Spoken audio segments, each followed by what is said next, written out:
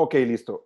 Como les comenté, vamos a ver el tema de la teoría de la visión y la percepción humana, ¿verdad? Que es un tema bien interesante, es un tema muy rico a nivel científico, psicológico, ¿verdad? Diferentes aspectos como relacionados entre eso.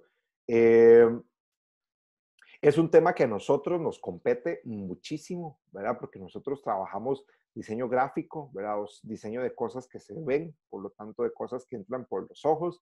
Por lo tanto, todo esto nos interesa, ¿verdad? Todo saber cómo es que la gente ve y cómo funciona es algo que nos interesa muchísimo, ¿verdad? Porque nosotros, más allá de simples diseñadores, ¿verdad? Con características artísticas y todo esto, llegaremos a ser comunicadores visuales, ¿verdad? Entonces, como comunicadores visuales, tenemos que saber cómo decir las cosas, ¿verdad? Cómo, ¿verdad? Cómo esto, ¿verdad? Entonces, eh, lo primero que debemos saber o que debemos tomar en cuenta acá es saber digamos, la luz, ¿verdad? De dónde viene y cómo funciona. La palabra luz viene del latín lux, luxis, que significa brillar o iluminar, ¿verdad? Recuerden que muchas de las palabras que utilizamos en el español moderno, ¿verdad? Tienen su raíz en el latín, por ser una lengua romance. No quiere decir que todo venga del latín, ¿verdad? Siempre hay mezclas en el camino con otras tipos de lenguas, con lenguas anglosajonas, con lenguas nativas, ¿verdad? Siempre hay mezclas, pero bueno, eso para ahí como dato curioso. Eh, Se le llama luz, o lo que nosotros conocemos como luz, es parte de la radiación electromagnética, ¿verdad? El espectro electromagnético tiene, digamos, un rango amplio, ¿verdad? Amplísimo, del tipo de longitudes de ondas y frecuencias, ¿verdad? Entonces, dentro de todo ese espectro de radiación electromagnética, donde hay diferentes tipos de elementos, como lo pueden ver acá, las ondas desde las ondas más largas como los radios AM, ¿verdad? O TV o FM, hasta los rangos de onda, ¿verdad? Más cortas, donde entran las altas frecuencias de los rayos gamma, rayos X, ¿verdad? Donde ya, digamos, cierto contacto con el ser humano se vuelve incluso dañino para el cuerpo, ¿verdad? Entonces, eh, por aquí tenemos ubicada la luz visible, ¿verdad? Y la luz visible y todo lo que su espectro conlleva. Entonces, al respecto de la luz, se manejan dos teorías que se complementan sobre lo que es la luz, ¿verdad? Y sobre cómo funciona la luz, ¿verdad? Entonces, tenemos por un lado que Isaac Newton nos dice, gracias a sus exhaustivas investigaciones sobre la luz, ¿verdad? Que por un lado tenemos un aspecto que se llama digamos, los corpúsculos, o lo que da pie a la teoría corpuscular, que es la cuña, ¿verdad? Donde se dice que la luz está formada por partículas, ¿verdad? Que son emitidas por los cuerpos, que reflejan la luz, ¿verdad? A gran velocidad. Entonces, la luz, según Newton, tiene partículas, ¿verdad? Es un tipo de longitud de onda, es un tipo de frecuencia digamos, de espectro que tiene partículas, ¿verdad? Entonces, esto, ¿verdad? Se prueba, ¿verdad? O se data cuando un obstáculo se interpone en el camino de la luz, ¿verdad? Si tenemos un foco de luz y le ponemos una tabla de madera, es muy probable que del otro lado de la luz no pase, ¿verdad? Entonces, eso es parte de lo que nos ayuda, ¿verdad? Como a entender de que la teoría de Newton, digamos, es correcta en ese sentido de que probablemente está compuesto por partículas, ¿verdad? Entonces, esto, ¿verdad? Al final, lo que nos permite, cuando las partículas de luz rebotan de los objetos y se devuelven, es lo que nos permite justamente ver los objetos, ¿verdad? Porque los objetos que no emiten luz propia, ¿verdad? No podrían ser vistos para nuestros ojos si no hay luz, ¿verdad? Recuerden que nosotros vemos dentro de esa frecuencia, ¿verdad? Hay otras frecuencias a las que otros animales sí tienen acceso, digamos, como por ejemplo ¿cómo se llaman? Ciertos animales nocturnos, ¿verdad? Que tienen visión infrarroja, ¿verdad? Y que ellos logran adaptar, ¿verdad? Digamos, sus obturadores naturales, sus ojos, para que puedan ver mejor en ciertas condiciones que otras, ¿verdad? Animales que pueden guiarse por las frecuencias de calor de los cuerpos, ¿verdad? Y que gracias a eso logran detectar, como los mosquitos. Los mosquitos mucho lo detectan por sensación de calor, ¿verdad? Por frecuencia de calor. Entonces les es facilísimo ubicarnos nuestra piel, ¿verdad? Por el calor que emite el cuerpo y la sangre, ¿verdad?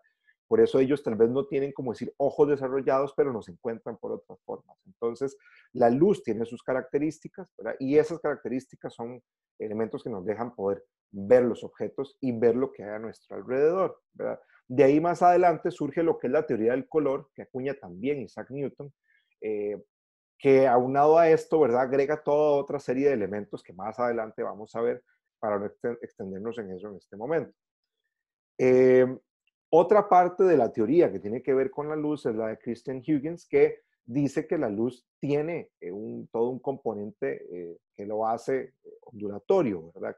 Que tiene corpúsculos por un lado y partículas según lo que dice Newton, y Huygens agrega, ¿verdad? Que además es un efecto ondulatorio, ¿verdad? Ya se mueve a través de un efecto ondulatorio, ¿verdad?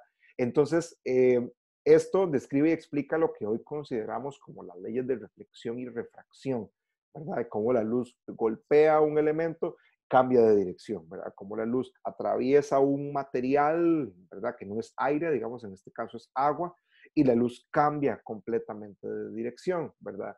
Define la luz como un movimiento ondulatorio semejante a lo que se produce con el sonido, ¿verdad? Eso también nos ayuda a entender el porqué el porqué de su velocidad, ¿verdad? También porque la luz es uno digamos, de nuestros puntos métricos de partida para considerar ultravelocidades casi que ya a nivel espacial, ¿verdad? Porque la luz tiene una velocidad.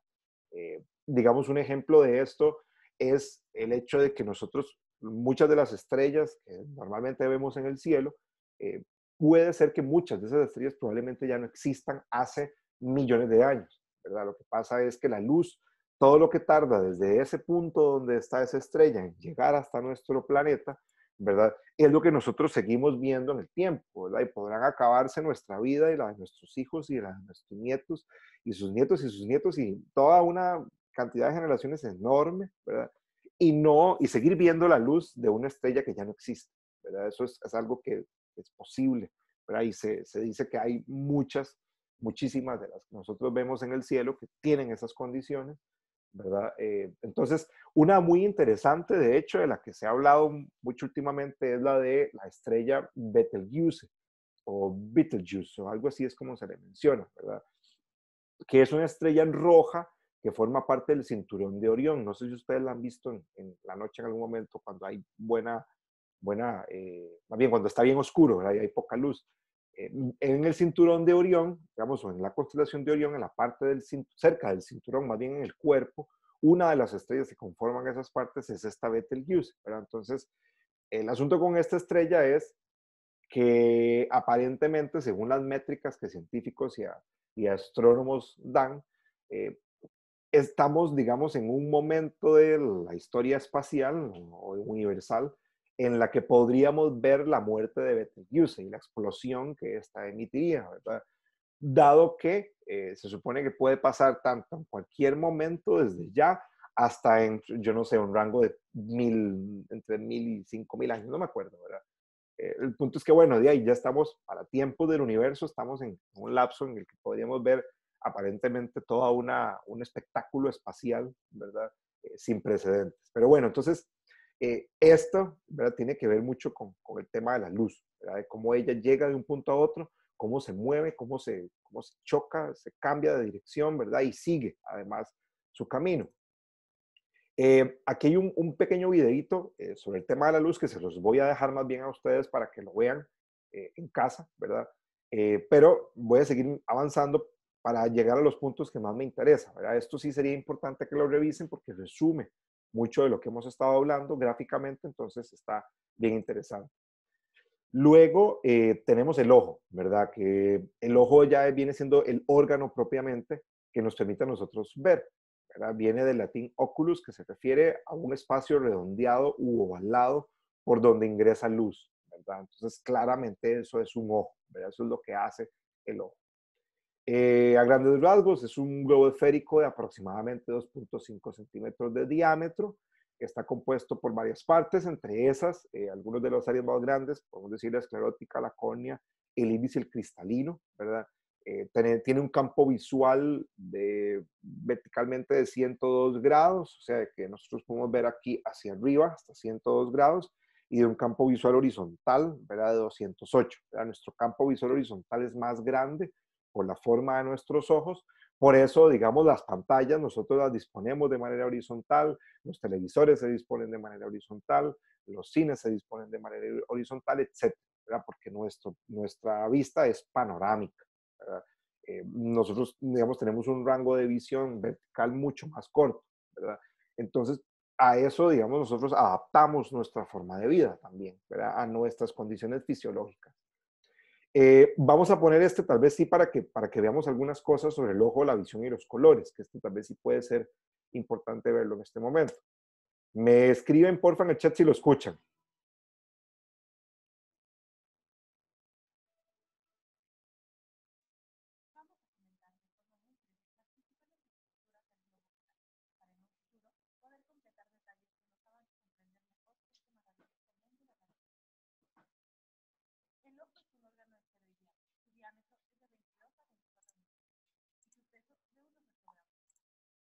Ok, no se escucha, sí, ya veo, ya veo. Bueno, no, la verdad, mejor avancemos y lo dejamos acá para no tener problemas con el video, porque yo en teoría lo tengo al máximo de volumen, entonces no sé por qué no se estará escuchando. En realidad, este video lo que explicaba un poco es toda la parte fisiológica de cómo funciona el ojo, entonces mejor se los dejamos para que lo vean ustedes, digamos, ya en sus casas y no tengan este problema de estar viendo a ver si les suena o no les suena, ¿verdad? Y así podemos aprovechar quizá un poco mejor el tiempo. Entonces, ok.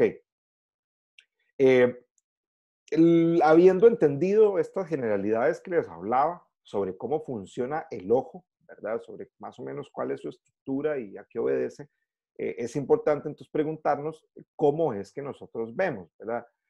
¿Cómo es que funciona esto? Bueno, eh, pensaría uno, ¿verdad? Que de entrada tiene que ver con el ojo, ¿verdad? Todo tiene que ver con el ojo y nuestra vista está, digamos, ligada al ojo, ¿verdad? Entonces, por ejemplo, si ustedes ven esta imagen, ¿verdad?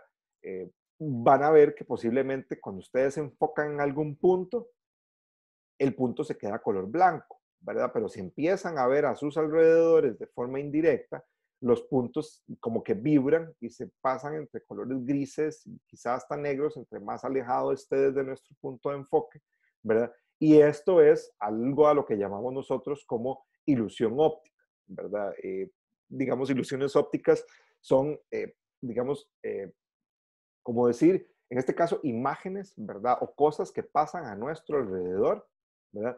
Que engañan nuestra vista, ¿verdad? Que engañan la forma en que funciona nuestro ojo, ¿verdad? Y le hacen pensar cosas que no son, ¿verdad? Entonces, crean toda una ilusión, ¿verdad? Porque conocen y utilizan los aspectos débiles o se saben cuáles son los puntos ciegos o los puntos de quiebre de nuestro ojo, ¿verdad? Porque nuestro ojo, como cualquier órgano, pues, tiene su forma de trabajar, ¿verdad? Y está supeditado a ciertas condiciones del entorno, ¿verdad? Cuando esas condiciones se alteran, nuestro ojo se puede ver eh, fácilmente engañado, ¿verdad?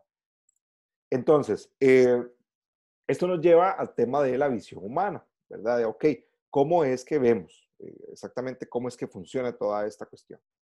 Eh, Esto funciona básicamente así, ¿verdad? Lógicamente, la información entra en primer lugar a través del ojo, ¿verdad? El ojo procesa esta información, recibe, digamos, aspectos de forma, de movimiento, ¿verdad? De color y de tono, ¿verdad? Y toma toda esa información y la absorbe. Esta información sube de manera inmediata al cerebro, ¿verdad? Por unos conductos que se llaman vías aferentes, se lleva la información por ahí, llega al cerebro y el cerebro la une. Pero el cerebro une la forma, el movimiento, los colores y nos da una idea de qué es lo que estamos viendo, ¿verdad? Entonces, así es como más o menos funciona la visión desde un punto de vista meramente formal, ¿verdad? Es al final entonces la labor del cerebro decirnos qué es lo que estamos viendo, ¿verdad? El ojo nada más cumple con la misión de absorber información, ¿verdad? Y llevarse esa información hacia el cerebro. Es el cerebro el que decide qué ve o qué no ve, ¿verdad? No es labor del ojo. Eso ya es como decir cambiar, pasar de departamento y en este departamento es quien toma las decisiones, ¿verdad? Este otro departamento nada más acarrea información. ¿verdad? Entonces, esto, ¿verdad? Nos lleva, digamos, al punto en donde a partir de lo que vemos, ¿verdad? El cerebro, por su forma, por la forma en que funciona, por la forma en que trabaja, ¿verdad? Se ve obligado cada vez que ve o siente o absorbe algún elemento de su entorno, ¿verdad? O tiene algún pensamiento, incluso interno, intrínseco, en transformar este pensamiento o esta idea que obtiene, ¿verdad? De este pictograma, que ahora es una persona corriendo de colores, ¿verdad? Esto lo convierte en una emoción, ¿verdad? Y esa emoción puede ser de diferentes intensidades, puede ser lo suficientemente alta como para nosotros sentirlo, ¿verdad? Como cuando ven una película y pasa una escena así desgarradora, entonces uno siente donde la lágrima solita, ¿verdad? Baja, entonces hay una emoción incontenible, ¿verdad? Cuando pasan, digamos, cierto tipo de situaciones, cuando estamos sumamente enojados, ¿verdad? Que no nos podemos controlar, cuando por el contrario estamos sumamente felices, ¿verdad? Y efectivamente podemos, ¿verdad? Como, como expresar eso, ¿verdad? Y ser incontenible toda esta emoción. Entonces, para el cerebro es inevitable, ¿verdad? Generar emociones ante todo lo que usted ve, ¿verdad? Mucho de lo que se ve a veces simplemente se ignora, ¿verdad? O se almacena de otra manera, pero cuando hay algo que nos interesa, ¿verdad? Que el ojo detecta, que el cerebro detecta, ¿verdad? Que el cerebro reconoce como un elemento de interés, esto se convierte o se traduce inmediatamente en una emoción, ¿verdad? Que puede ser cualquier tipo de emoción, ¿verdad?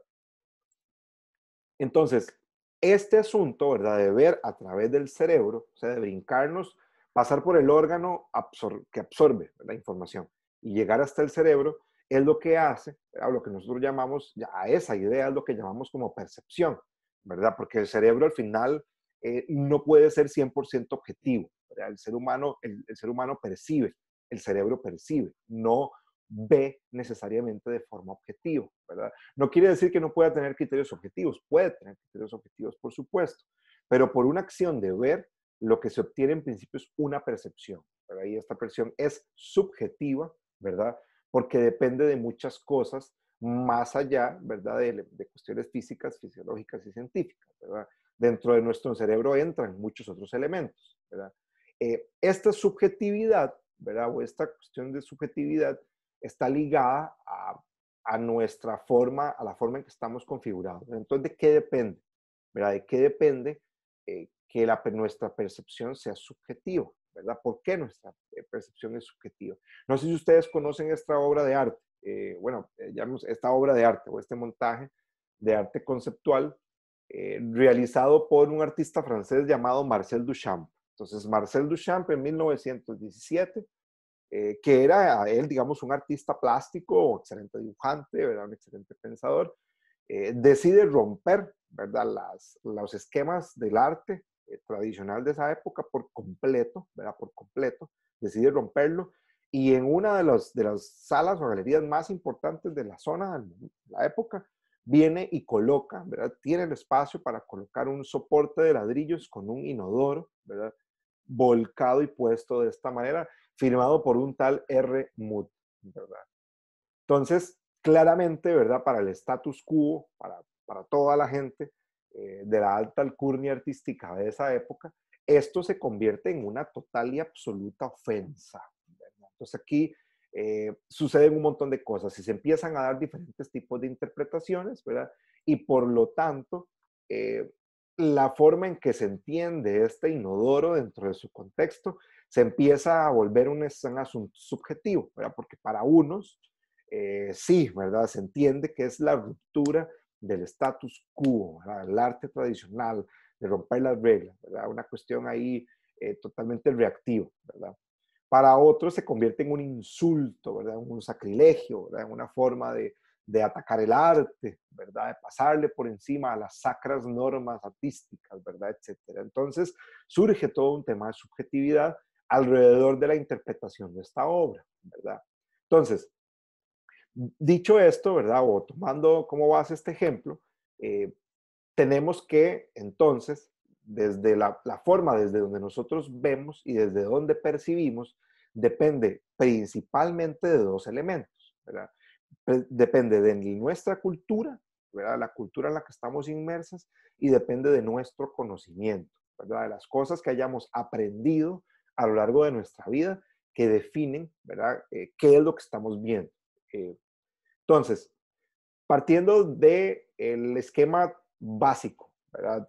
Sí, elemental de cómo funciona la comunicación, ¿verdad? Sabemos que por un lado está el emisor, que es quien transmite, ¿verdad? Libera un mensaje, ¿verdad? Este mensaje se lanza o se transmite a través de un canal que puede ser desde un pedacito de papel o un borrador hasta un canal de televisión o un mensaje de texto, puede ser lo que sea, una señal de manos, una paloma mensajera, humo, lo que sea, ¿verdad? Entonces, hay un mensaje que se envía, ¿verdad? Y un receptor que, valga la redundancia, lo recibe, ¿verdad? Entonces, en este proceso donde camina el mensaje, ¿verdad? Va desde el emisor hasta el receptor, surge, ¿verdad? Que el receptor no solamente está recibiendo este único mensaje, ¿verdad? El receptor recibe varios mensajes, muchos, constantemente, todo el día, todos los días, ¿verdad? Más nosotros en nuestra época, en este momento, que tenemos el teléfono aquí, la computadora aquí, que el profesor dice aquí, que el otro curso dice acá, que mi mamá, que mi hermanito, que toda la gente. Entonces, estamos constantemente recibiendo mensajes de diferentes tipos de emisores todo el día, ¿verdad? Y es altamente probable, ¿verdad?, que muchos de estos mensajes simplemente a nosotros no nos lleguen, ¿verdad? Algunos de estos mensajes nuestro cerebro los bloquea, ¿verdad? Y simplemente no son importantes, no le puse atención, lo bloqueé, ¿verdad? Seguí adelante y me dejé al final lo que más, que me resultaba más importante y en eso me enfoqué, ¿verdad? Entonces, basado en esto, la comunicación funciona igual, ¿verdad? Eh, el receptor se fija o pone su atención principal en las cosas en las que más le interesa, ¿verdad? Las que más le interesa, ¿verdad? Y estas cosas le interesan, ¿verdad? O se da cuenta que le interesan, eh, dado claramente la capacidad de estimulación que tenga este elemento, ¿verdad? Este emisor logró lanzar un mensaje tan persuasivo, tan importante, ¿verdad? ¿Verdad? Tan atractivo, que me fue imposible dejarlo pasar por desapercibido. No pude dejarlo pasar, ¿verdad? Tuve que verlo y leerlo. Entonces, voy a dar un ejemplo, digamos, sobre todo este tema, ¿verdad? Tenemos este símbolo, ¿verdad? Si ustedes ven este símbolo, ¿cuál es la primera idea que se les viene a la mente? ¿Verdad? Tal vez pueden ahí usar el micrófono para hacerlo más dinámico. ¿Cuál es la primera idea? Pues el nazismo y lo que es el antisemitismo también. Ok. De lo- ¿Quién más? Así rápido. ¿Quién más? Otra No, a idea. mí me recuerda el trabajo de módulos, no sé por qué. Ok, bueno, muy bien. ¿Qué otra idea? también. Sí, ¿a quién más se le viene otra idea? Segunda Guerra Mundial. Ok, ¿qué más? La primera idea que se les vino. ¿Alguien más? Ahí sigan, porfa. Quiero escuchar varias personas.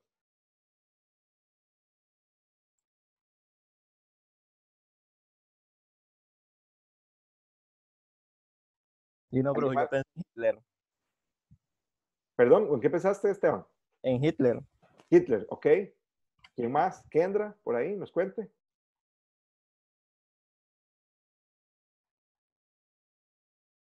Natalia, Ay, profe, no, en Hitler también. ok.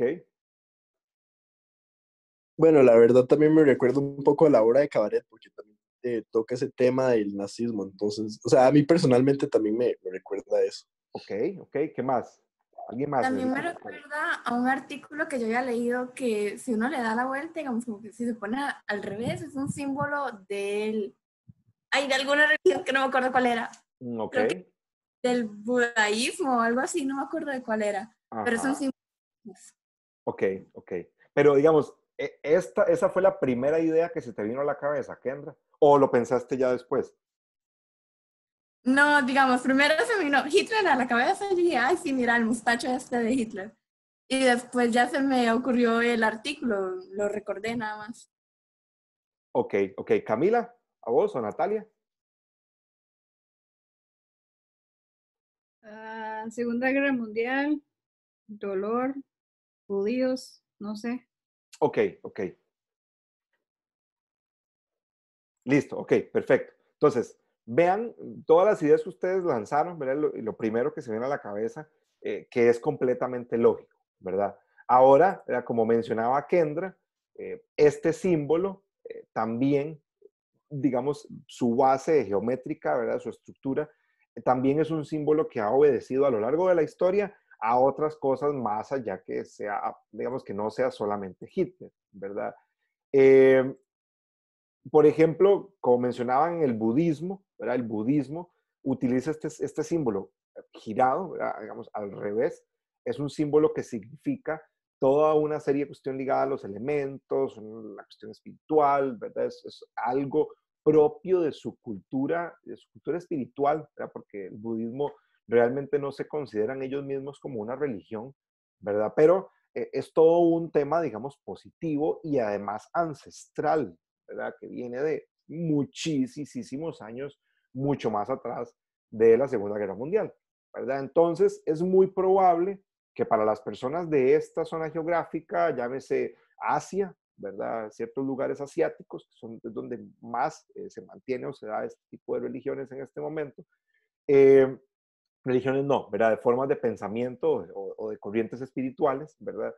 Eh, es ahí donde ellos tienen más contacto con esto, por lo tanto, pensaríamos que la primera idea de ellos al ver este símbolo es altamente probable que tenga que ver con su religión, ¿verdad? De nuevo lo dije mal, ¿verdad? Con su forma de pensamiento, ¿verdad?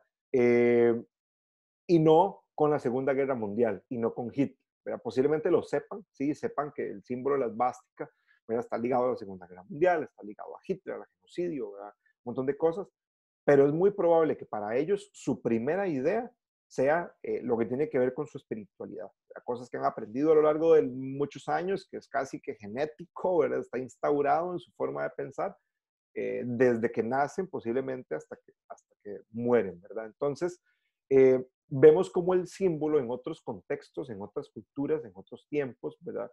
Tiene otro significado y nos lleva a pensar en otras cosas. Antes de la llamada Segunda Guerra Mundial y de la construcción del partido nazi, el símbolo como figura geométrica, ¿verdad? Que se llama esvástica, era utilizada en otros elementos comunicativos, ¿verdad? Como en etiquetas, que esta era una etiqueta para un producto, como en formas para rótulos, ¿verdad? Como este de Coca-Cola, o símbolos para celebraciones de otro tipo, en fin, ¿verdad? Sabemos que el símbolo como forma geométrica, ¿verdad? Obedeció previo a la Segunda Guerra Mundial eh, a otros tipos de significados, al menos hablando en este caso de nuestra forma, de nuestra área, digamos, geográfica, que sería en este caso Occidente, ¿verdad? Digamos los asiáticos u Oriente, posiblemente lo relacionen con una cosa. Nosotros, como formamos parte de Occidente, o sea, somos, digamos, descendientes de europeos y de europeos que colonizaron y de mezcla entre europeos y nativos y otros migrantes más a lo largo de muchísimos años, ¿verdad? Entonces, venimos, nuestra corriente de pensamiento instaurada, ¿verdad? En nosotros es de corte occidental, pero obedecemos a la escuela de pensamiento europea, ¿verdad? Nuestros cánones de belleza vienen de ahí, en fin, ¿verdad? Siempre nos vemos permeados por otras cosas, ¿verdad? Pero es inevitable, ¿verdad? Pensarlo desde el momento en que nacemos y cómo somos educados, ¿verdad? Seguimos ese modelo de pensamiento, ¿verdad? Entonces, por lo tanto, nuestra influencia directa y las cosas de las que primero nos enteramos tiene que ver con el lado de Europa, ¿verdad? Y de Asia para nosotros es un mundo lejano, ¿verdad? Es otra gente, es otra forma de hablar y es cultura completamente diferente en términos globales, ¿verdad? Porque al final la cultura, ¿verdad? Si volvemos de nuevo a esta imagen, ¿verdad? Puede ser tan específica como uno la quiera analizar, o tan global o tan amplia como uno la quiera ver, ¿verdad?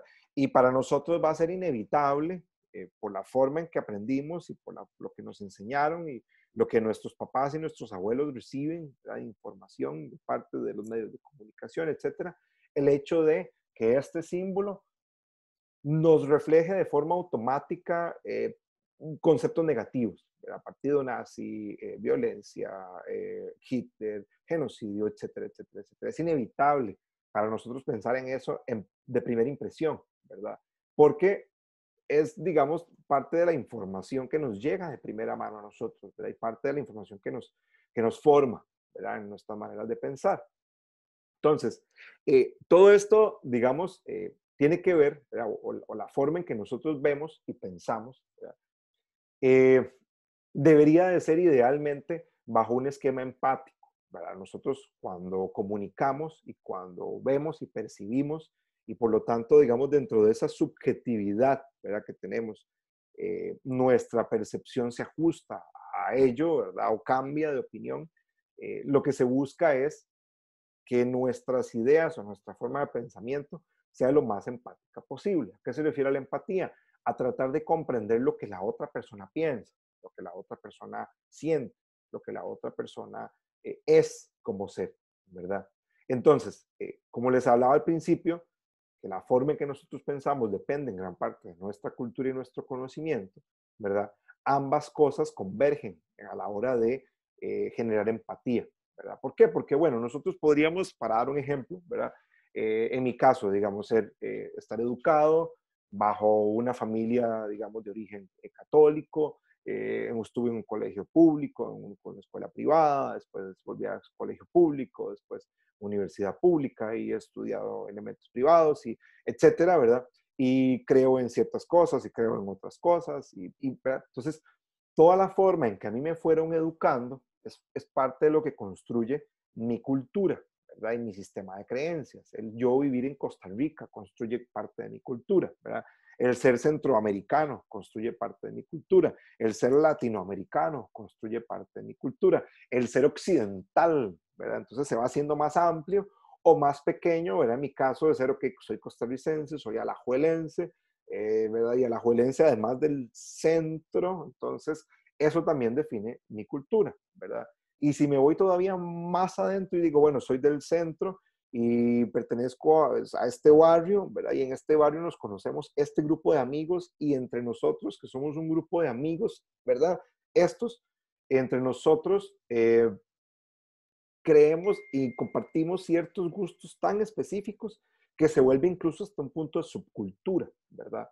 Entonces, ese elemento cultural, ¿verdad? Que rige las normas y las pautas en cómo nos comportamos en diferentes ambientes y cómo eso define nuestra identidad, se conjuga con el conocimiento, que son las cosas que aprendemos sobre nuestra cultura, conocimiento científico, conocimiento teórico, lo que vemos en la calle, lo que nos pasa como experiencia y adquirimos conocimiento y todo eso, ¿verdad?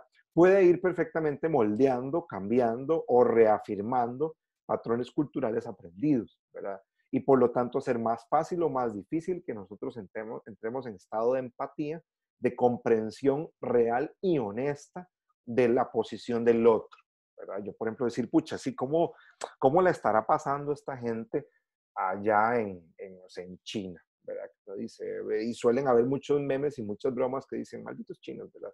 Pero, digamos, es una expresión sesgada y hasta cierto punto errónea, ¿verdad? Porque es muy fácil desde nuestra posición culpar siempre al otro, ¿verdad? Y lanzar, ¿verdad? Líneas al otro, entre más lejos esté más fácil es, ¿verdad? Pero cuando nos ponemos en los zapatos del otro, ¿verdad? Y hacemos ese ejercicio de empatía, de decir, bueno, si yo fuera esta persona y yo estuviera en ese lugar y estuviera en esa posición, ¿verdad? ¿Qué estaría sintiendo? ¿Qué estaría pensando? ¿Qué estaría creyendo? ¿Verdad? ¿Cómo sería mi vida en ese momento? Entonces, ese ejercicio de empatía es lo que nos ayuda, ¿verdad? A poder ayudar a alinear nuestra percepción, ¿verdad? Y tratar de hacerla lo más objetiva posible. ¿Por qué? Porque nos obliga a ampliar nuestros panoramas, ¿verdad? Entonces, psicológicamente, el cerebro, como hace esto, ¿verdad? Se define bajo las reglas aprendidas que usted tiene. Nosotros al hacer este ejercicio podemos moldear esas reglas, ¿verdad? En busca de pensamientos y de formas de entender el mundo mucho más empáticos, ¿verdad? Otro ejemplo.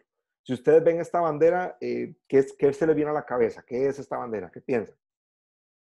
Ya, pues diversidad, ¿Ok? más que ¿Qué todo más? de ¿Qué más se les viene a la cabeza? La primera idea. Un arco iris. ¿Ok? ¿Qué más?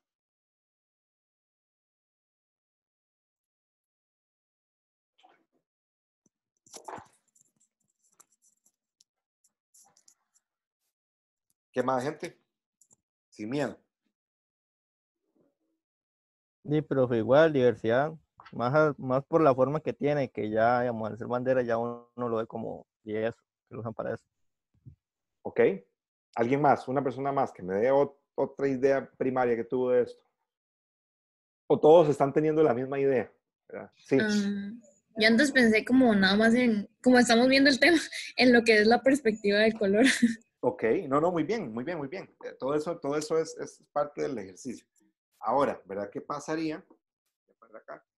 ¿Qué pasa si yo les enseño esto?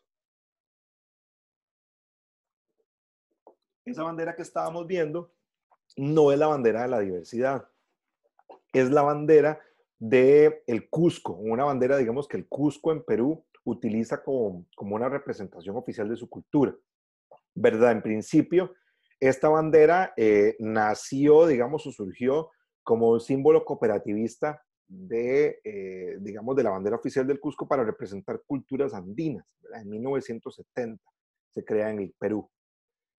En 1979, Hilbert Baker, que fue el diseñador, la persona que acuñó la bandera del LGTB, en principio hasta esas siglas, ¿verdad?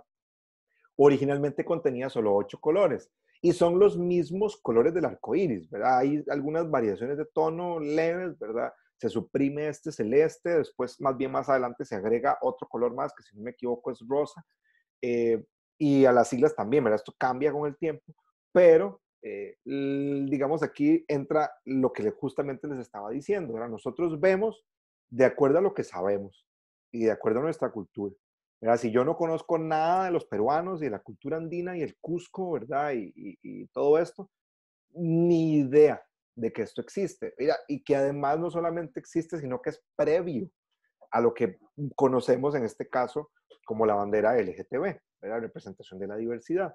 Esto pasa muchísimo con canciones, ¿verdad? A veces escuchamos canciones de artistas de época nuestra, ¿verdad? O bueno, nuestra, digamos, suya y después de la mía, ¿verdad? Y para atrás, escuchamos música y decimos, ¡ay, qué buena pieza! ¿Verdad? ¡Qué buenísima! ¡Qué chiva!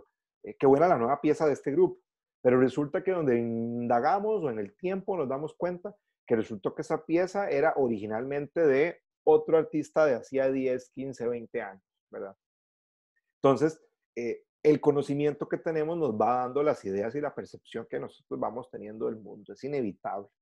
Por eso la opinión de ustedes, que esto, probablemente es diversidad, estoy seguro que ninguno o muy pocos posiblemente sabían lo del dato de la bandera del Cusco, pero así es, ¿verdad? Y así es como es, y así hay muchas cosas que creemos que son, pero no son, ¿verdad? Y esto nos lleva, digamos, a también devolvernos a utilizar y plantearnos argumentaciones y dudas con respecto a lo que percibimos, basado en la teoría del conocimiento que vimos al principio, ¿verdad? Eso hay que tenerlo siempre presente, ese cuestionamiento de lo que creo, lo que conozco y lo que percibo en general, de las cosas que están a nuestro alrededor, cómo las entendemos. Entonces, dado este tema de la visión, ¿verdad? Se definen o podemos definir algunos componentes claves que nos permiten ver las cosas, ¿verdad? Y analizarlas, no solamente desde un punto de vista óptico, sino también desde un punto de vista conceptual. Entonces tenemos el contraste, ¿verdad? Que el contraste es lo que nos permite diferenciar una cosa de otra, ¿verdad? Para efectos, en este caso, por ejemplo, experiencia de usuario, ¿verdad? Le ayuda a las personas a encontrar las rutas de acceso en las diferentes aplicaciones y dónde hace qué, ¿verdad? Esto es la antítesis del contraste, ¿verdad? Aquí lo que hay es caos, ¿verdad? Y es imposible poder ver a dónde está la ruta de nada, ¿verdad? Y esto es real, esto es como antes de, no sé, hace 80, tal vez 90, todavía, digamos, a principios de los 2000, se daban estas pésimas prácticas de páginas web, ¿verdad? Que tenían toda una serie de información ahí completamente recargada y que resultaba prácticamente inútil, ¿verdad? A nivel de contraste, podemos hablar de varias formas de contraste, ¿verdad? De contraste de tonos, contraste de colores, contraste de contornos y contraste de escala, ¿verdad? Entonces, los contrastes de tonos se refieren a los bajos contrastes o los altos contrastes, ¿verdad? Cuando algo todo es tan gris que es difícil, ¿verdad? Verlo, como cuando vamos cruzando una neblina, ¿verdad? Entonces, la neblina hace que sea difícil ver porque los tonos se agrisean, las cosas se ven un poco difusas. O cuando tenemos alto contraste, por el contrario, ¿verdad? De que hay mucha luz en unas partes y mucha sombra en otras partes, ¿verdad? Entonces nos permite hacer que formas sean muy definidas. Por ejemplo, para todo lo que son gimnasios y cosas de fitness, ¿verdad? Y cuando tienen que salir músculos, ¿verdad? Y toda esta cuestión, se utilizan técnicas de iluminación de alto contraste, ¿verdad? Para sacarle muchos brillos al músculo, ¿verdad? Y muchas sombras y darle más volumen, y darle más peso, ¿verdad? Entonces, son técnicas que visualmente se utilizan para moldear la realidad, ¿verdad? Al final, todo esto me va a llevar nos va a llevar a un punto en el que nos damos cuenta que nosotros como comunicadores visuales somos ilusionistas también, ¿verdad? Y somos moldeadores de la realidad. Es inevitable no moldear la realidad dentro de nuestra comunicación, ¿verdad? Moldear la realidad no quiere decir que seamos mentirosos, tampoco quiere decir que tengamos que faltar a nuestra ética, ¿verdad? No, ¿verdad? Quiere decir que es inevitable, por ejemplo, si vamos a hacer publicidad para un lugar turístico, enfocarnos en las mejores áreas de ese lugar, tomar las fotografías de las zonas más bonitas, ¿verdad? No vamos a mostrar el tubo del baño que está roto, ¿verdad? Ni vamos a tomarle foto a la piscina cuando está vacía, ¿verdad? Vamos a tomarle foto a la piscina cuando está llena, limpia, reluciente, con buen sol, buena luz, ¿verdad? Entonces, nosotros moldeamos la realidad, ¿verdad? Porque la realidad de ese lugar no es únicamente la que tomamos por fotografía, ¿verdad? Sino que son todas las realidades que pueden suceder en ese lugar, ¿verdad? Pero para efectos de comunicación nos enfocamos. Entonces, sí somos ilusionistas, ¿verdad? Y sí cambiamos y modificamos la realidad un poco a nuestro antojo, ¿verdad? O a los objetivos, digamos, que se tengan para dicha tarea.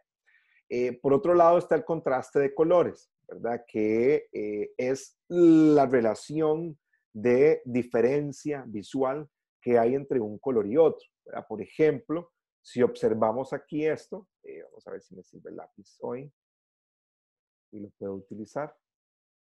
Ok, si tomamos esto, ¿verdad? Este recuadro amarillo, ¿verdad? Y lo colocamos también sobre el rojo, ¿verdad? Y sobre el rosado, podemos ver que sus contrastes, ¿verdad? Si bien se van haciendo mejor en el rojo, en el rosado y que en el amarillo, lógicamente, porque es el mismo color, ¿verdad? Vemos quizá que es mucho mejor el grado de contraste que tiene sobre superficies más azules o incluso sobre una superficie violeta, ¿verdad? Porque siguiendo la teoría del color en este caso, el violeta y el amarillo vienen siendo colores complementarios, completamente opuestos en el círculo cromático. Entonces, por lo tanto, su relación de contraste es más alta, ¿verdad? Esto a nivel de color no quiere decir que sea más legible necesariamente, porque entran elementos de vibración y otras cosas que, por ejemplo, en el rojo se da, ¿verdad? El complementario del rojo es el verde, pero su efecto más que un alto contraste, como tenemos tal vez con el morado o con el mismo amarillo, ¿verdad? Su efecto es como de una vibración visual incómoda, ¿verdad? Entonces hay colores que tienen este comportamiento. Entonces así podemos ir analizando, ¿verdad? Varios de estos colores, a ver sobre qué otro color se ven mejor que otros, ¿verdad? Sobre cuáles tienen mejor contraste. Voy a darle cerrar a esto aquí y seguimos. ¿Ok?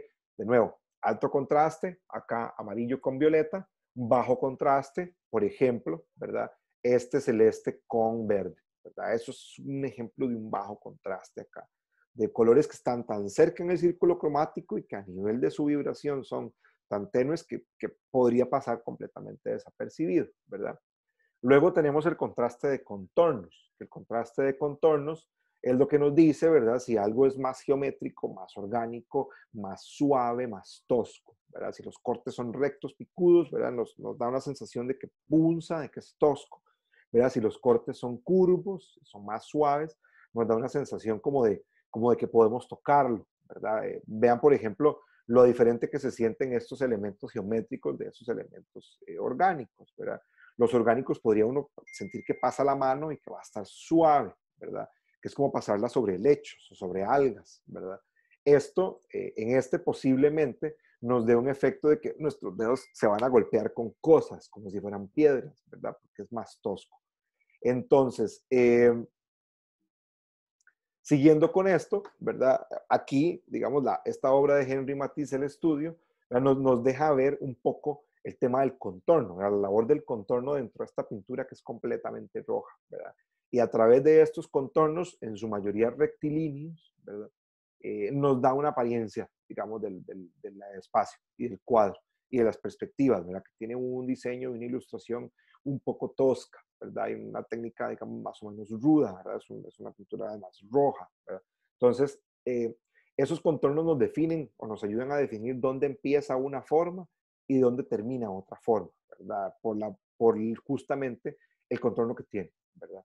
Este otro ejemplo, ¿verdad? Eso también se utiliza mucho en lo que vamos a ver ahorita en la siguiente hora sobre la teoría de la Gestalt y las ilusiones ópticas, ¿verdad? De cómo podemos jugar con los contornos de las cosas para hacer dobles imágenes, ¿verdad? O dobles intenciones, o juegos conceptuales más complejos, ¿verdad? Que es parte también de lo que desde nuestro punto creativo, ¿verdad? Nos compete. Luego tenemos este otro ejemplo, ¿verdad? Que más bien es más suave, ¿verdad? Que donde digamos las curvas, ¿verdad? Casi que se vuelve un elemento aromático. Podríamos incluso casi que hasta olerlo, ¿verdad? Sensorialmente nuestro cerebro dice que rico, ¿verdad? Y eso nos lleva a decir que Glade huele rico, que se siente dulce, ¿verdad? Se siente ameno, y por lo tanto voy a ir a comprar Glade, porque es lo que hace que mi casa huela rico, ¿verdad? Entonces ahí entra la persuasión que les hablaba ahora, nuestra labor de modificadores de la realidad, ¿verdad? Finalmente, tenemos el contraste de escala, ¿verdad? Donde hay cosas que son deliberadamente más grandes que otras, ¿verdad? Y se nota por su tamaño, ¿verdad? Por ejemplo, la relación de una cuchara con una bañera, ¿verdad? Para jugar con la realidad, versus el tamaño de estas candelas, que son un elemento secundario, ¿verdad? Y el tamaño de este empaque y la posición que lo hace llamativo, además por su posición, para saber a qué se debe el anuncio, ¿verdad? O a qué pertenece el anuncio. Por ejemplo, aquí, jugar con tamaños de titulares, tamaños de bloques de texto, el tamaño de la ilustración principal, la ilustración secundaria, como un claim o un elemento de destaque, ¿verdad?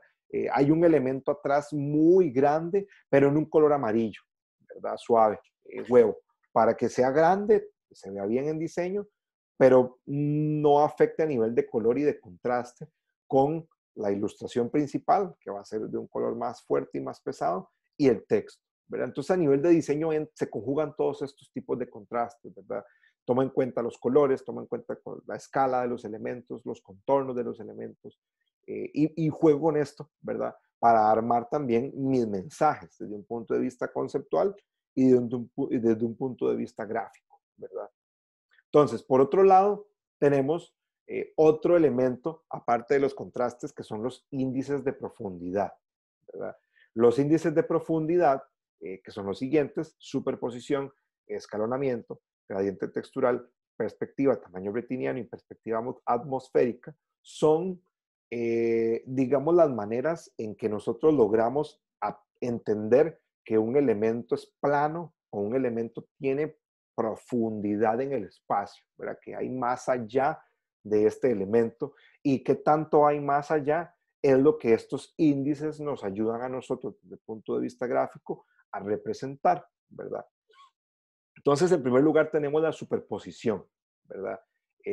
La superposición de elementos lo que quiere decir es que un elemento se coloque encima de otro, ¿verdad?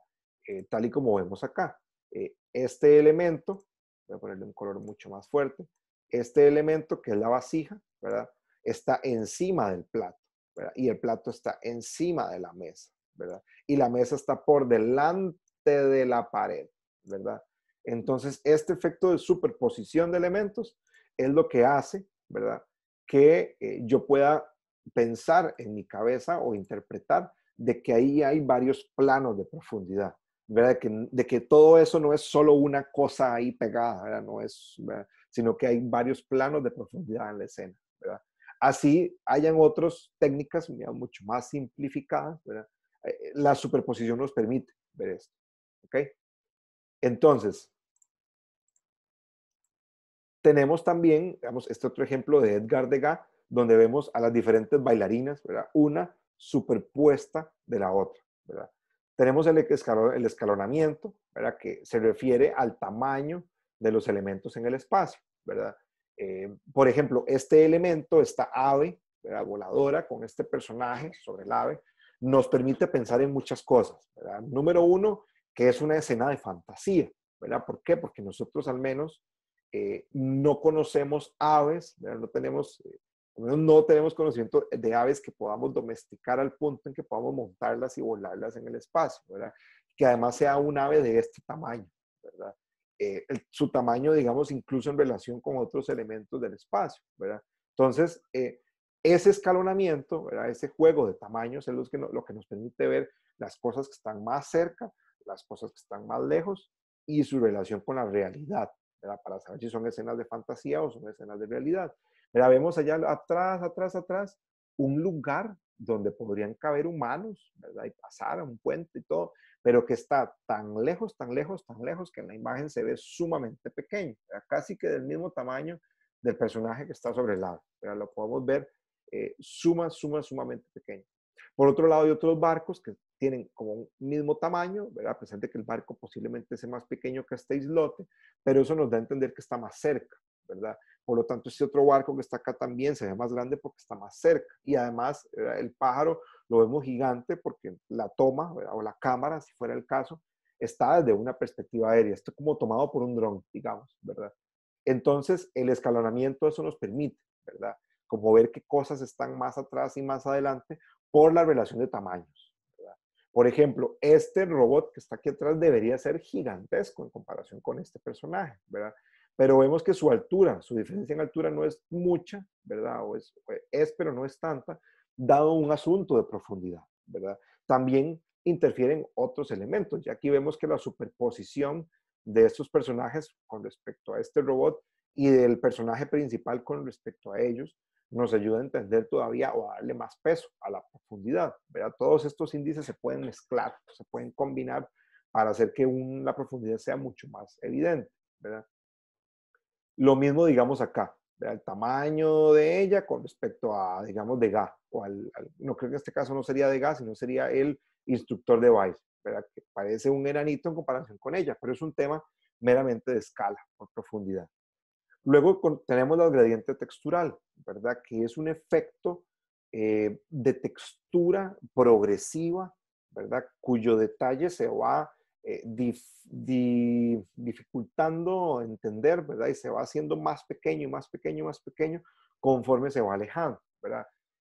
Ejemplos de esto, digamos, obras de Giger, ¿verdad? Que él trabaja mucho los efectos de gradientes texturales, ¿verdad? Por ejemplo, aquí en el cuerpo de esta figura ahí, no sé, como robótico, ¿verdad? Biológico extraño, ¿verdad?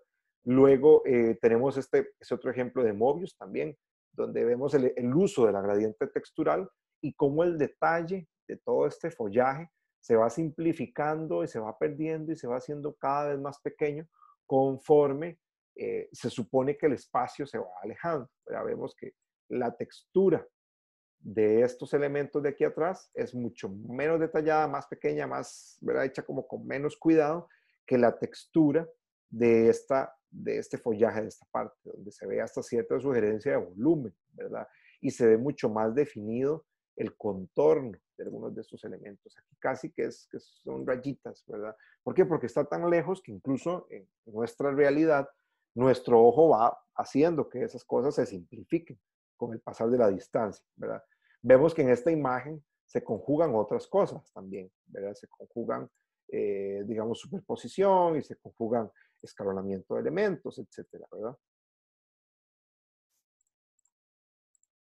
Vemos aquí esta otra obra de Claude Monet, o Claude, creo que sería Claude Monet, donde vemos el efecto, ¿verdad?, de textura de estas obras y cómo tal vez las primeras rosas tienen más color, quizá un poquito más de intento de luminosidad, a pesar de que era una pintura impresionista, ¿verdad? Que la técnica obedecía a esta forma de representar la luz, ¿verdad? No se iba a llegar a un detalle ulterior por un tema de movimiento artístico, ¿verdad?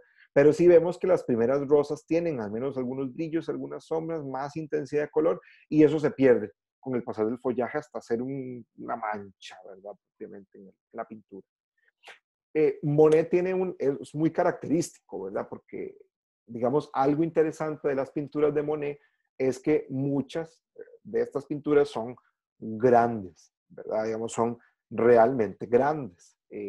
Yo tuve la oportunidad de ver en el MoMA en Nueva York una de las obras de él, que eran unos nenúfares en el lago, nenúfares en el río, que eran sin mentirles, ¿verdad? Era una obra de varios metros de ancho, era, digamos, cubría toda una pared en una sala casi que completa, ¿verdad?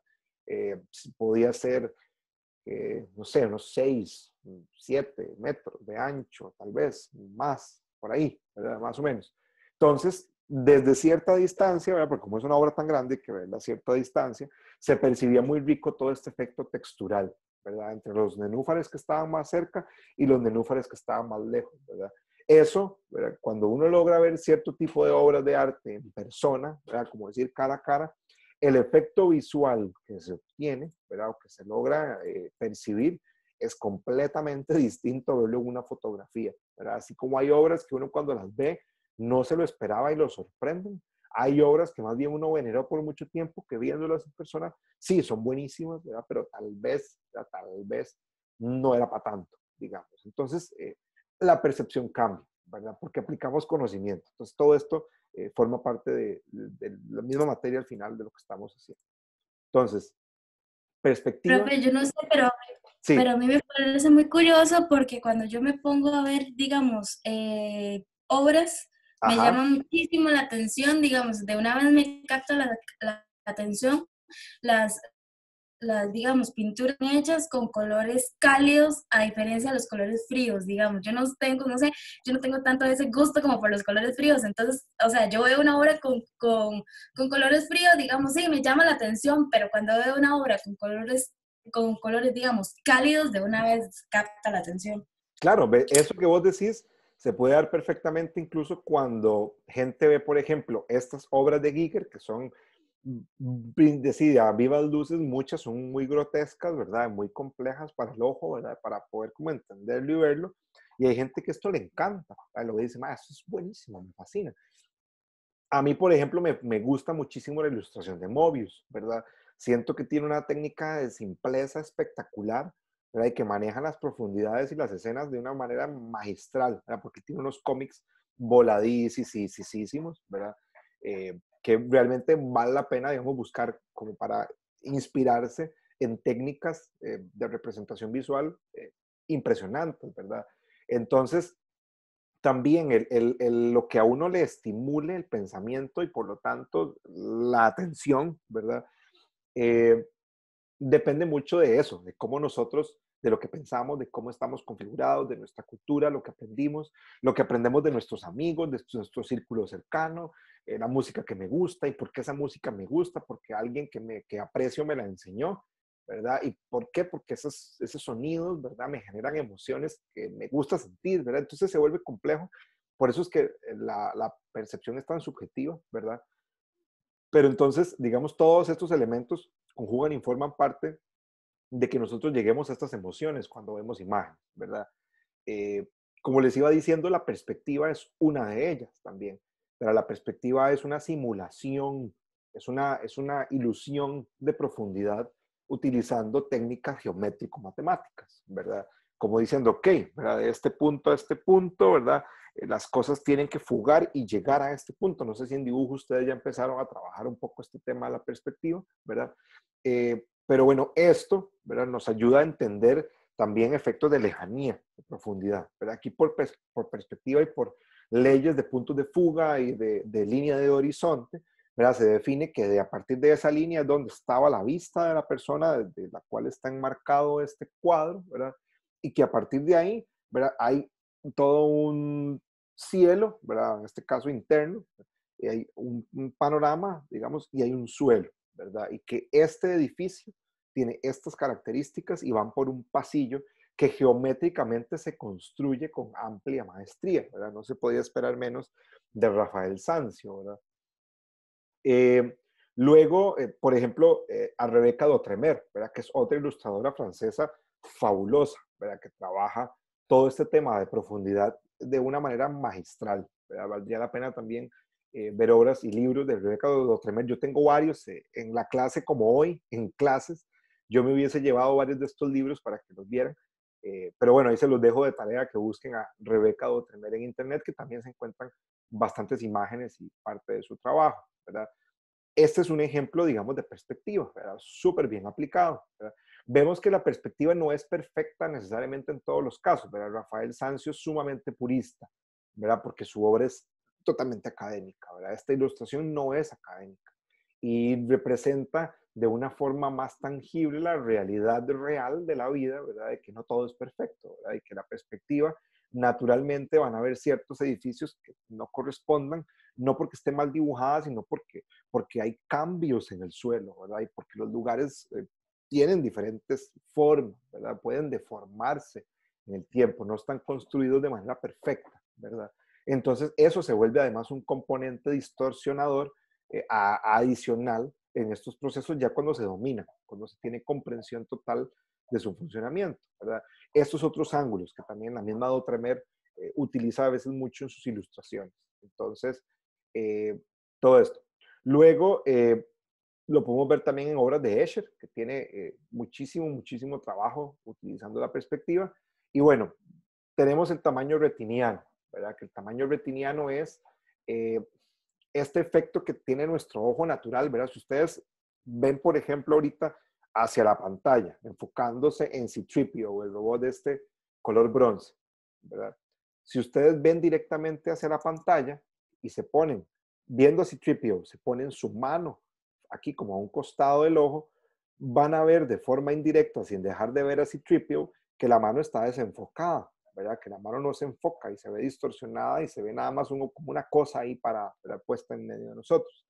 Ese es el tamaño retiniano, ¿verdad? Dada la curvatura del ojo y que el ojo solamente puede enfocar una cosa a la vez, ¿verdad? Lo que no se enfoca se desenfoca por naturaleza. Entonces, estos elementos, en este caso, que están cercanos, que se salen del cuadro de visión, ¿verdad? Es lo que se le llama tamaño retiniano, ¿verdad? Por ejemplo, aquí el efecto de la mano de Escher, ¿verdad? Sosteniendo esto, el enfoque del reflejo está en la cara de Escher, pero lo que se va alejando, más que todo hacia la mano, se distorsiona, ¿verdad? Y se aplica este efecto de tamaño retiniano, ¿verdad?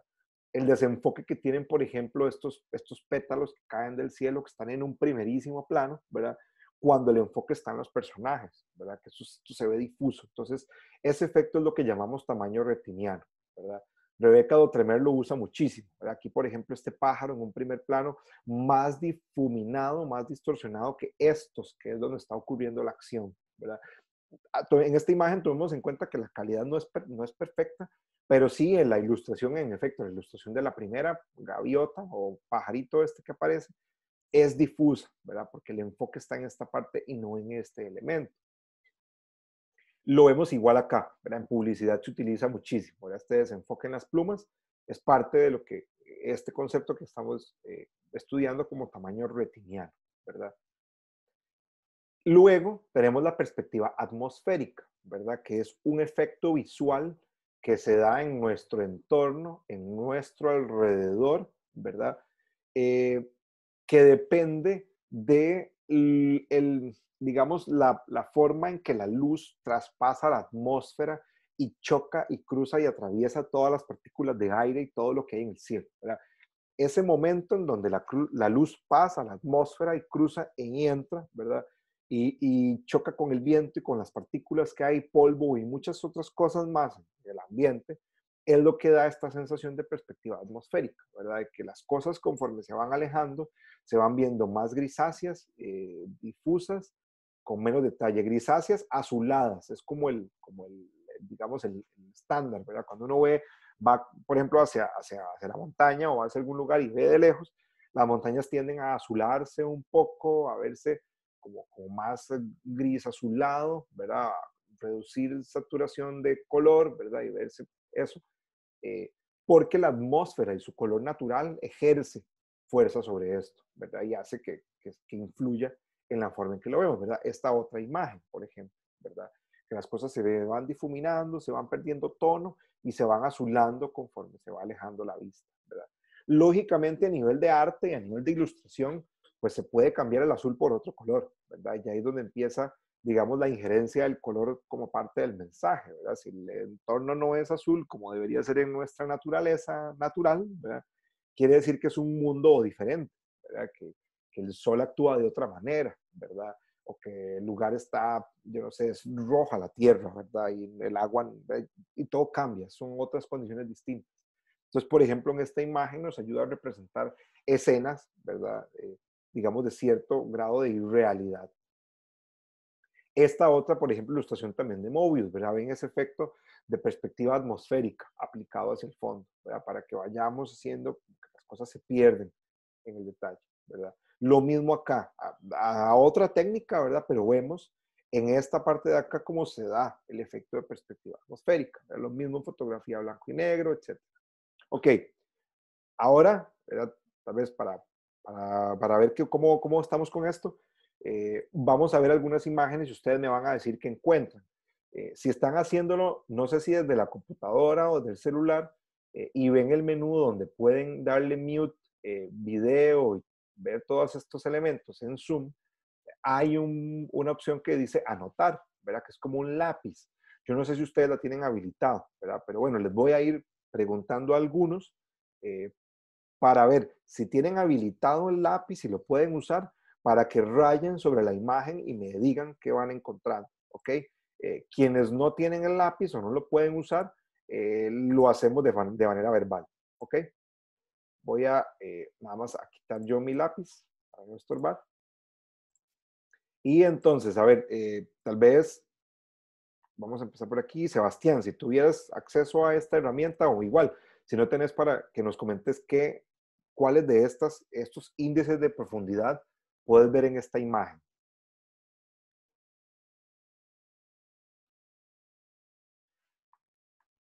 No, no la encontré la herramienta. No, entonces no importa, comentanos por acá.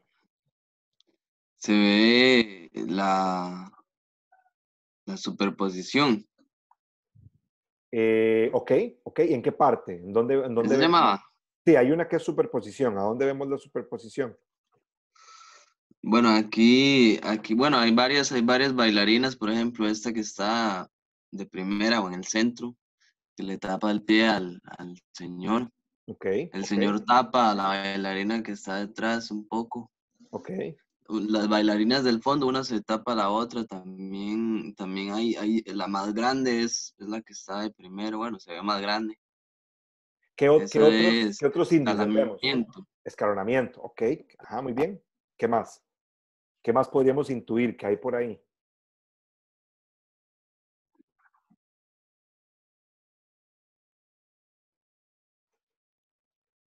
¿Qué vemos o cómo se trata este fondo? Aquí, esta parte, de aquí atrás. Como esta sección, ¿verdad? ¿Cómo se trabaja? ¿Y qué tipo de técnica podría haber ahí? Sí. Se podría decir que hay la gradiente textual, porque por ejemplo ahí al frente, digamos, cómo se siente, y a la izquierda se ve como una textura como más específica de roca, y atrás no, atrás se ve más como una mancha oscura, con un poquillo de claridad en algún lugar, nada más, como en alguna zona. Ajá. Sí, claro. Ahí tenuemente, ¿verdad? Porque no es muy participativa, pero sí hay un efecto de gradiente textural en algunas partes de una escena, ¿verdad? Que hace ese efecto en esto que justamente estamos hablando. ¿Qué más? ¿Qué más logran ver ahí?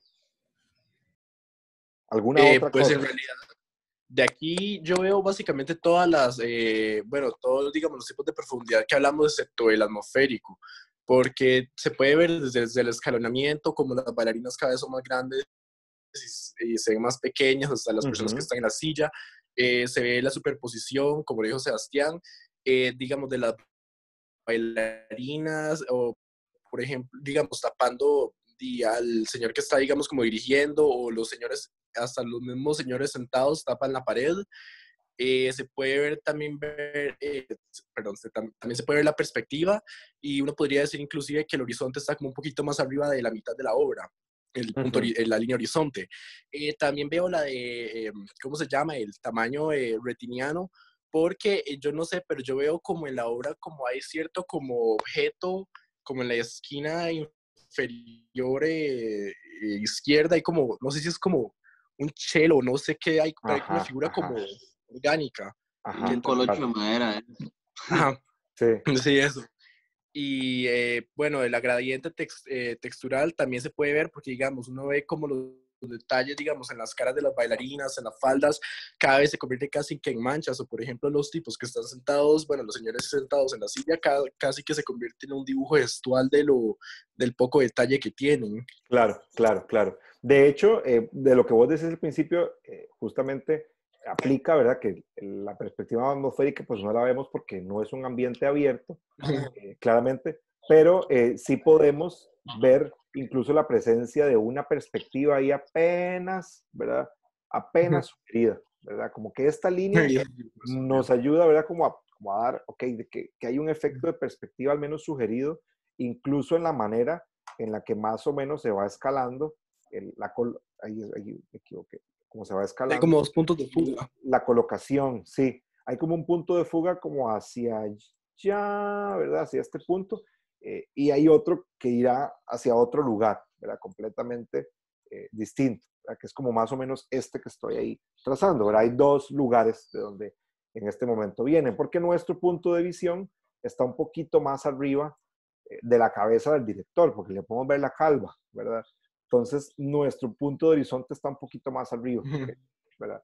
Entonces, eso, ¿verdad? Podemos ver varias cosas en esta De imagen, la mitad. ajá, lo cual lo hace interesante. Vamos a pasar a la siguiente imagen para ver otras cosas acá.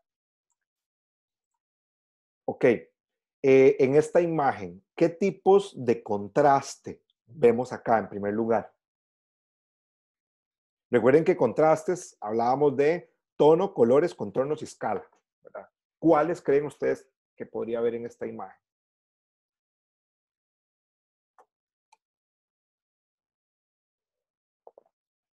Tal vez Cristel, que nos cuente.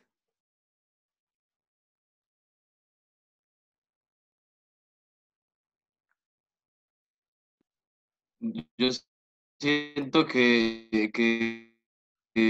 hay este como tonal, porque se ven bastante marcadas las sombras, por ejemplo, en las montañas, o en los árboles. Un contraste de color. Hoy se me fue la pantalla. Sí, perdón, aquí estoy. Un contraste de color porque los colores rojos están siendo como complementarios con el fondo verde, el suelo verde, mejor dicho. Bueno, la Sí, de Hubert. la de Hubert Van Eyck, sí. Esa, sí. Hay contraste de color muy bien.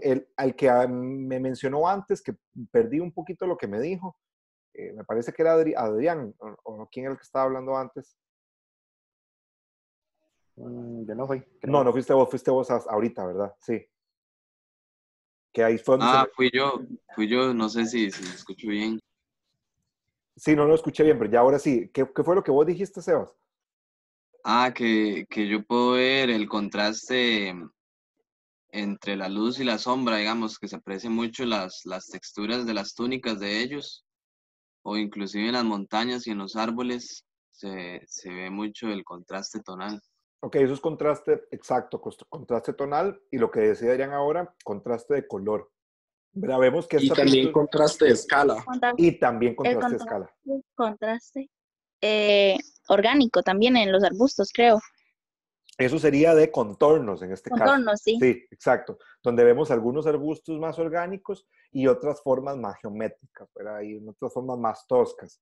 Lo de tonos efectivamente se ve mucho en los ropajes. El de escala es evidente, ¿verdad? En estos cúmulos de personas más chiquiticas y estas personas mucho más grandes y detalladas, ¿verdad? Y el de color en esta relación súper interesante que se da entre verde y rojo como colores complementarios, ¿verdad? Tenemos mucho verde, que es el entorno, y mucho rojo presente en las túnicas y en las ropas de estas personas, ¿verdad? Entonces, efectivamente logramos ver todos este tipo de aspectos acá. En esta imagen, ¿verdad? Ahora sí, ¿qué índices de profundidad logran ver acá? Tal vez Hilary, que me cuente.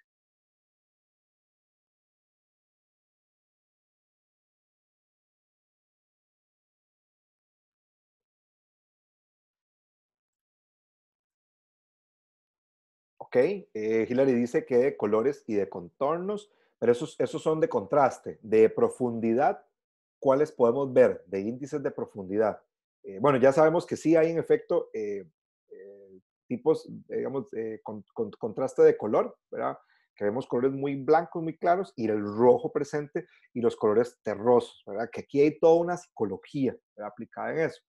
Vemos de contornos también, contornos más rectilíneos, contornos más orgánicos, ¿verdad? Hilary ahora nos menciona, ok, de escalonamiento, ¿verdad? Las figuras más grandes en primer plano, más pequeñas en segundos planos. Perspectiva, ¿verdad? Creo que la perspectiva es súper evidente en la posición que manejan estas personas, ¿verdad? Y está clarísima, ¿verdad? Está clarísimo también cuál es como decir, la línea de horizonte que, digamos, más o menos sería como por acá, ¿verdad? Y aquí irían saliendo las diferentes, ¿verdad? Guías de perspectiva. En efecto, se da una gradiente textural en esta parte del grupo de gente, ¿verdad? Llega un momento en que las personas dejan de verse como personas, ¿verdad? Yo diría que tal vez hasta aquí, ¿verdad? Es el último punto en donde vemos más o menos definido a la primera persona, ¿verdad? Y estos, como dice Hilary, ¿verdad? Aquí hay es prácticamente una textura, esto es prácticamente mancha. Lo mismo con los árboles, acá versus esta otra zona de acá. Entonces, ven cómo podemos ver en las imágenes varias cosas. Ahora, antes Hilary mencionó contraste de color y contraste de contornos. ¿Qué otros tipos de contraste podemos ver acá?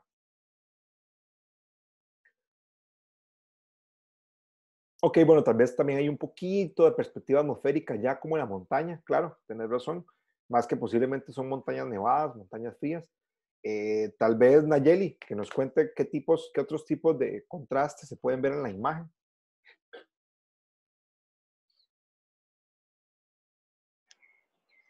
Ay, profe, no sé, tal vez contorno orgánico en los árboles. Ok, contraste de contornos, ¿verdad? Porque hay contornos orgánicos, contornos geométricos, como por ejemplo esta pancarta. ¿Qué otro?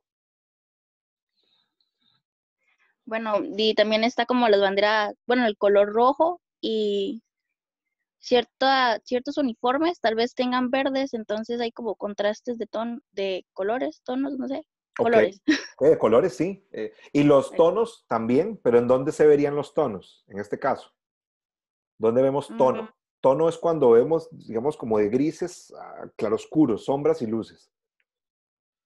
En el fondo. Ok, el fondo, ¿qué características tiene el fondo? No estoy segura. ¿Cómo es el fondo? ¿Es claro o es oscuro? Ah, claro. Ah, claro, ¿verdad? Bueno, ¿Y a dónde podemos ver entonces, como decir, la sombra? Sombras, ¿dónde? tal vez como en la esquina donde los hombres, bueno, conforme se van viendo como más a lo lejos, no sé. Ujú. Pero sombra, digamos, Sí, como en esa sombra. Sombra. ¿A dónde podemos ver sombra? Ah, como la sombra de un árbol, o la sombra que usted sombra. emite, ¿verdad? Sombra. Y en el suelo. Ok, en el suelo. ¿Y dónde se puede ver más sombra? Más sombra. Ajá. ¿En qué parte del suelo? Donde están, bueno, los árboles y donde vienen Ajá. caminando como los muchachos. Exacto. Entonces ve, digamos, a lo que quiero llegar es que ves que en el suelo, ¿verdad?, hay dos tonos aplicados. Está el tono más Ajá. oscuro para la parte donde ellos van caminando, a la sombra que van ejerciendo, y el tono de tierra claro, ¿verdad? Que se supone que es donde la luz está pegando directamente, ¿verdad? Vemos, por ejemplo, que el compañero que anda con ¿cómo se llama? El megáfono, ¿verdad? Con el megáfono, él tiene más sombra, como de medio cuerpo para abajo, ¿verdad? Porque intuimos que la luz tal vez viene desde más bien, eso nos ayuda a intuir justamente, ¿verdad? Que la luz viene muy probablemente como de este lado o más arriba, ¿verdad? Como que del sol aquí en esta esquina, porque le da luz a todos estos costados de la ropa, ¿verdad? Vemos iluminadas todas estas partes de la cara, todas estas partes de la ropa, ¿verdad? Y él, ¿verdad? Que pareciera que se ve tapado por el cuerpo de las otras personas, tiene todo esto en sombra, ¿verdad? Entonces podemos intuir que la luz De viene de hecho, este sí. lado y la sombra se ejerce para acá, ¿verdad? Incluso por la dirección que tiene esta proyección aquí de la sombra, ¿verdad? Entonces, vean como eso, ¿verdad? Cuando logramos ver efectos de este tipo, ¿verdad? O logramos determinar los diferentes tipos de contraste y de profundidad, nos es más fácil entender una imagen, ¿verdad? Como de dónde viene la luz, hacia dónde va la gente, de dónde viene la gente, ¿verdad? ¿Por qué la luz es así, ¿verdad? ¿Y por qué el color es así? ¿Qué representa el rojo aquí? ¿Verdad? Bueno, esto es del Partido Comunista de Mao Zedong, ¿verdad? Por eso Mao va en primer plano, ¿verdad? Él es el protagonista aquí, justamente, ¿verdad? La imagen de Mao, ¿verdad? En un contraste de color fuertísimo entre este uniforme azul oscuro, ¿verdad? Y este fondo claro de Mao, ¿verdad? Que esta pintura de Mao se parece mucho a una pintura de Caspar Friedrich, sí, que se llama como Hombre mirando al mar o algo así, ¿verdad? Que es un hombre viendo, está de espaldas, ¿verdad? En la pintura, viendo hacia un mar de nubes, ¿verdad? Sobre unas montañas, muy imponente, ¿verdad? Entonces aquí hay como una relación, ¿verdad? Entre lo que la sublimidad, ¿verdad? Y la divinidad que este personaje puede transmitir bajo esa pintura y el contraste con su uniforme para que resalte. Si el uniforme hubiera sido blanco o un color claro, probablemente esto hubiera contrastado menos, ¿verdad? Entonces, en ese sentido, ¿verdad? Se pierde parte de la fuerza de contraste que ocupamos que Mao tenga para que Mao sea fácil de identificar, ¿verdad? Porque los uniformes de ellos son terrosos, ¿verdad? Porque es el proletariado, porque son los trabajadores, porque es la tierra, porque es la gente piso de tierra, ¿verdad? Porque es todo, digamos, a la gente a la que el Partido Comunista de Mao Zedong le quiere llegar, ¿verdad? Por sus ideales y por la forma en que promovía toda la política de su partido. Y el color rojo que destaca enormemente sobre estos fondos claros, ¿verdad? Digamos, más presencia en la bandera para que se destaque, ¿verdad? Si el fondo hubiera sido un atardecer, se come la bandera y no vemos la bandera, ¿verdad? Entonces, por eso el fondo, no, pues blanco, ¿verdad? Para que destaque sobre el rojo, rojo sobre blanco, punto, ¿verdad? Y eso hace que la bandera sea un elemento fuerte, ¿verdad? Aquí entran claramente otros elementos de composición que vamos a ir viendo más adelante, digamos como la posición en la que están ubicados estos elementos, ¿verdad? La bandera, Mao, el personaje principal, la postura que tiene este personaje, el paso de marcha de este personaje, ¿verdad? La felicidad que transmite esta otra persona y su paso de marcha, ¿verdad? Una mujer, para hacerlo diverso, ¿verdad? Que hay, no son solo para hombres, sino hombres y mujeres, y aquí viene otra mujer también, y más para atrás, ¿verdad? Vemos la distribución de labores clarísima, ¿verdad? Las mujeres se encargan de, digamos, la atención de salud, los hombres de ir a volar balas, los hombres de herir, las mujeres de curar, ¿verdad? Ese es como el juego. Entonces, vemos definición de roles, vemos un montón de cosas, ¿verdad? Y mucho de esto nos da el color, nos da la forma, el tono y la posición que tienen los elementos en el espacio, ¿verdad? Entonces, todo esto que estamos viendo, ¿verdad? Es de suma importancia para poder entender más adelante otros conceptos más complejos que vamos a ver, ¿verdad? Por aquí otro ejemplo de Rebecca Dottremer, que más bien se los voy a dejar a ustedes de tarea para que lo analicen. Igual este otro de Mobius, que es espectacular, ¿verdad? Vemos que hay otra técnica ya con contornos y con trama, ¿verdad? Aquí la trama, que es esta técnica de rayitas, ¿verdad? Para texturizada sobre los objetos, nos ayuda a determinar volumen, ¿verdad? A dar detalle y a ayudar a que cosas se alejen en el espacio, ¿verdad?